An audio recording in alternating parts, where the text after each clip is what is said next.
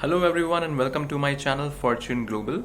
मेरा नाम है कलरव और आज के वीडियो में हम बात करेंगे कुछ ऐसे बेसिक क्वेश्चंस की जो ऑलमोस्ट हर एक स्टूडेंट के पास होते हैं जिनको अब्रॉड में स्टडीज करना है। तो अब्रॉड में स्टडीज करने के लिए हमारे पास बहुत सारे ऑप्शंस अवेलेबल हैं, लेकिन हम कैसे अब्रॉड कंट्रीज जा सकते हैं, किन किन चीज़ों का हमको ध्यान रखना चाहिए, एक बेसिक क्वेश्चन लिस्ट है हमारे पास जो कि ऑलमोस्ट हर स्टूडेंट के पास ये क्वेश्चंस होते हैं। तो हम उन सबको डिस्कस करेंगे इस वीडियो में। इस वीडियो को आप लास्ट तक देखिए और सबसे पहले हमको सब्सक्राइब कर लीजिए so that you do not miss on to any of the information that we provide about any country.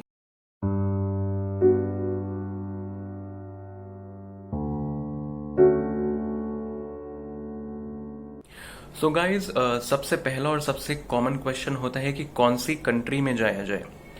So let me tell you कि ये क्वेश्चन मैटर करता है अलग अलग लोगों के लिए, बट कुछ लोग ऐसे होते हैं जो कि एकदम क्लियर होते हैं, सॉर्टेड होते हैं कि उनको XYZ कंट्री में जाना है। कुछ बोलते हैं हमें कनाडा जाना है क्योंकि हमारे रिलेटिव्स वहां रहते हैं।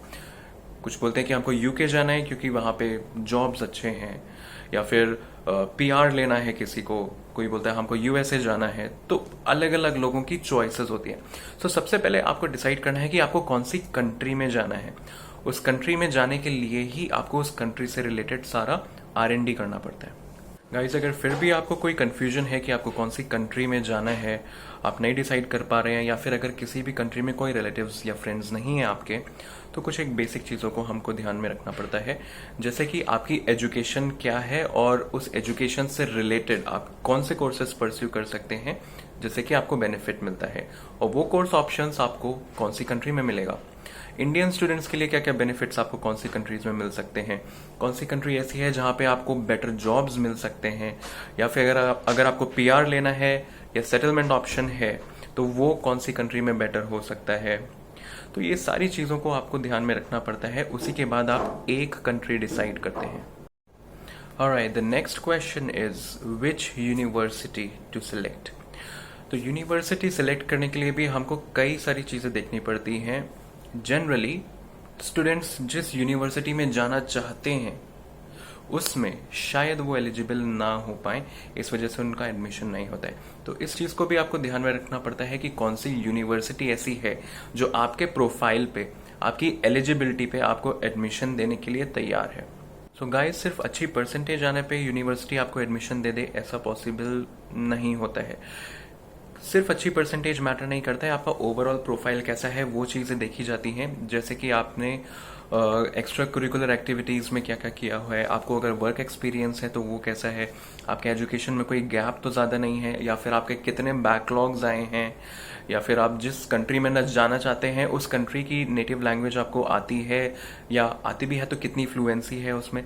ऐसे बहुत सारे फैक्टर्स हैं। इसकी भी एक लिस्ट है मेरे पास, अगर आप चाहें तो वो लिस्ट आप मेरे से ले सकते हैं। Guys, the next and very important question is budget. आपका बजट कितना है। आपको ये चीज़ देखनी पड़ेगी कि आप जिस कंट्री में जा रहे हैं, फर्स्ट ऑफ ऑल उसका करेंसी कन्वर्जन रेशियो क्या है। तो फॉर एग्जाम्पल अगर मैं कनाडा की बात करूं, कनाडा का ऑलमोस्ट 58 रुपीज़ 59 रुपीज़ चलता है। यूके का थोड़ा ज़्यादा है, 103 चल रहा है फिलहाल। यूरोप में अलग अलग कंट्रीज़ का अलग अलग करेंसी है, यूरो का वैल्यू अलग है, USA का अलग है। तो आपको अपना बजट भी देखना पड़ेगा।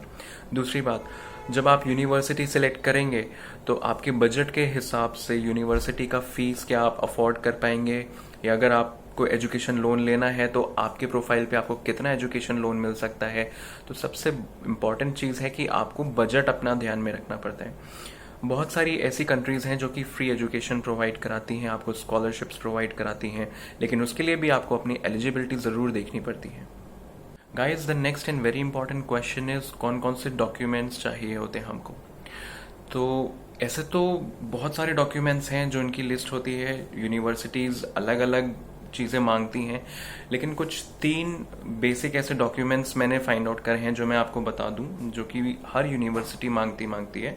Number 1 is your statement of purpose, जिसको हम SOP बोलते हैं, जिसमें आपके बारे में लिखा होता है कि आपने वो यूनिवर्सिटी का वो कोर्स क्यों सिलेक्ट किया, वही कंट्री में आपको क्यों जाना है, और आपका क्या प्रोफेशनल और फैमिली बैकग्राउंड है। ये कुछ ऐसी बेसिक चीज़ें SOP में आपको लिखनी पड़ती हैं जो कि आपको खुद बनाना पड़ता है। दूसरी चीज होती है लेटर ऑफ रिकमेंडेशन।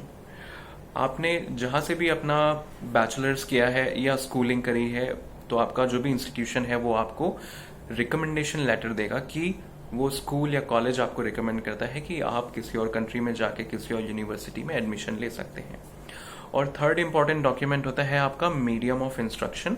वो उन कंट्रीज के लिए मैटर करता है जहां पे आप विदाउट आईएल्ट्स या टॉफल जाना चाहते हैं। तो मीडियम ऑफ इंस्ट्रक्शन में बेसिकली ये लिखा होता है कि आपने जो भी एजुकेशन की है वो कौन से मीडियम से करी है। गाइज, एक बार ये सारे डॉक्यूमेंट्स आपके रेडी हो जाते हैं, आपका प्रोफाइल तैयार हो जाता है, फिर आप यूनिवर्सिटीज़ में अप्लाई कर सकते हैं। और यूनिवर्सिटीज़ अगर आपको शॉर्टलिस्ट करती हैं तो वो आपको ऑफर लेटर्स भेजना शुरू करती हैं और आपको एडमिशन दे देती हैं। और एक बार आपका एडमिशन किसी भी यूनिवर्सिटी से कंफर्म हो जाता है, उसके बाद आपको कुछ नहीं करना है, सीधे उस कंट्री में जाने के लिए तैयारी करनी है और उसके रिलेटेड डॉक्यूमेंट्स आपको तैयार करने हैं। सो फॉर एग्जाम्पल, अगर आपको कनाडा जाना है, सो कनाडा से रिलेटेड जो स्टडी वीज़ा के डॉक्यूमेंट्स हैं वो आपको तैयार करने पड़ेंगे। और जितना कनाडा ने स्टडी वीज़ा के लिए फंड्स आपसे मांगा है, आपको उतना फंड अरेंज करना पड़ेगा, राइट। तो कनाडा की अगर मैं बात करूं तो आपको जीआईसी कराना पड़ता है, जो कि अप्रॉक्सीमेटली 6 से 6.5 लाख रुपए तक का हो जाता है ट्रांजैक्शन चार्जेस मिला के। या अगर मैं जर्मनी की बात करूं तो जर्मनी में ब्लॉक्ड अकाउंट होता है, जो कि अप्रॉक्सीमेटली 8.5 से 9 लाख रुपए के बीच का होता है। तो आपको इस तरह के फंड्स और बाकी रिलेटेड डॉक्यूमेंट्स तैयार करने पड़ते हैं और फिर आपको अपना स्टडी वीज़ा के लिए अपॉइंटमेंट लेना पड़ता है उस कंट्री के, या तो एम्बेसी में आपको मिलेगा या फिर जनरली वीएफएस में आजकल मिलने लगा है पोस्ट कोविड, तो आप वीएफएस में अप्लाई करेंगे अपॉइंटमेंट के लिए। सो गाइज, ये कुछ बेसिक से पॉइंट्स हैं जो कि आप ध्यान में रख सकते हैं। और इसके अलावा अगर आपके कुछ क्वेश्चंस हो सकते हैं, आप लोग डायरेक्टली मेरे से पूछ सकते हैं। मैंने अपना इंस्टाग्राम हैंडल, फेसबुक का लिंक डिस्क्रिप्शन में डाल दिया है। आप मेरी वेबसाइट विजिट कर सकते हैं, वहाँ से मेरा कॉन्टैक्ट नंबर आपको मिल जाएगा। या फिर आप सीधे इस वीडियो के नीचे कमेंट भी कर सकते हैं। I will be more than happy to help you.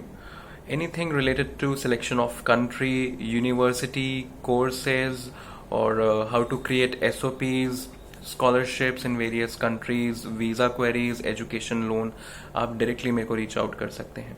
Alright, and don't forget to subscribe my channel and stay in touch.